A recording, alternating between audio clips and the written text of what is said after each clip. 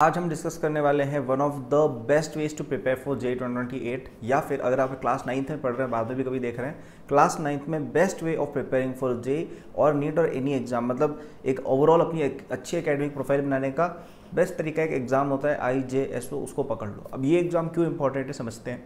सबसे पहली बात ये कि बहुत ही कम एग्जाम्स हैं 9-10 लेवल पर जो एक तरह से JEE के लेवल पर या उसके इक्विवेलेंट है फॉर स्टूडेंट्स ऑफ क्लास 9-10।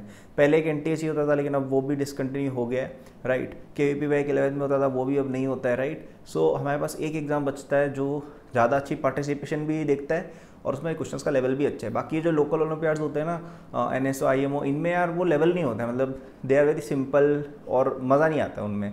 लेकिन IJSO ऐसा एग्जाम है जिसमें 9-10 भी बहुत अच्छे लेवल पर पूछी जाती है। फिर उसमें 11-12 के कॉन्सेप्ट्स भी कुछ कुछ आते हैं, हालांकि एट बेसिक लेवल आते हैं, लेकिन अगर आप उस एग्ज़ाम की तैयारी करते हैं, आप 9-10 की चीज़ें एक बेसिक लेवल पर 11-12 की चीज़ें एक बेसिक लेवल पर 9-10 में ही सीख जाएंगे, which is a very big thing. क्योंकि आप देखो ज़्यादातर जो 11-12 में जो JEE टॉपर्स होते हैं, बहुत अच्छी रैंक लेके आते हैं, वो सब लोग बहुत कुछ पहले से पढ़ के आ रहे होते हैं, ठीक है। अब ऐसा ज़रूरी नहीं कि आपने पूरा JEE एडवांस सिलेबस 10वीं में कर लिया, I am not asking you for that, लेकिन इवन बेसिक एक 11th की स्टार्टिंग की समझ भी अगर किसी को होती है ना, वेक्टर्स क्या होते हैं, GOC क्या होती है, तो उससे भी बहुत फ़र्क पड़ जाता है। क्योंकि ज़्यादातर बच्चे 11th की स्टार्टिंग में अटक जाते हैं क्योंकि चीज़ें समझ में नहीं आती है। तो अगर एक हल्का सा भी बेस बना हुआ है ना, तो transition from 10th to 11th बहुत स्मूथ चला जाता है। और उस बेस को बनाने का एक बहुत अच्छा एग्जाम्पल और एक बहुत अच्छा तरीका है थ्रू प्रिपरेशन ऑफ IJSO, ठीक है। अब IJSO में यदि आप आगे सेलेक्ट होते हैं और मेडल जीतते हैं, then it opens the chance for you to win more medals in other olympiads is well.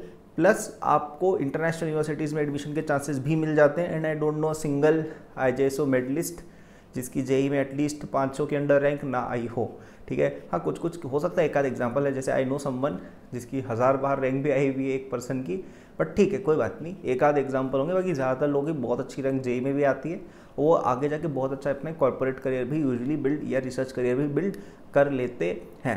So it's a very good indicator of who will do well in this exam, ठीक है। क्योंकि जिस बच्चे ने 9th class में इतनी मेहनत कर ली है, वो आगे तो कर ही लेगा। And for me also this was the exam which changed my path, because उससे पहले मैं इतना एम ही नहीं करता था। इस एग्जाम में पहली बार मैंने किसी चीज़ में नेशनल लेवल पर, इंटरनेशनल लेवल पर एम किया, and because of that I got the confidence due to which I topped other exams in JEE as well, right. So इस एग्जाम की तैयारी करो। इस एग्जाम की तैयारी के लिए बेस्ट रिसोर्स रहेगा माई IJSO course, which is included inside my JEE 2028 course, ठीक है। तो मेरा JEE 2028 कोर्स नीचे डिस्क्रिप्शन में लिंक्ड है, उसमें 29 सितंबर तक आपको डिस्काउंट मिल रहा है। यूजुअली वो कोर्स 10-12,000 का सेल होता है, लेकिन for now you can get it for just ₹5,000 using the first link in description till 29 सितंबर, ठीक है। इसका पूरा करिकुलम मैंने खुद बनाया है, एंड मैंने इसमें कई चीज़ें खुद भी आपको पढ़ाई है।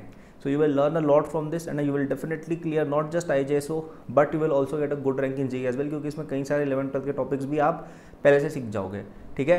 So it's a very good course, you should definitely use it, okay। And that was the video. Thank you for watching. Like, subscribe for more. Good luck.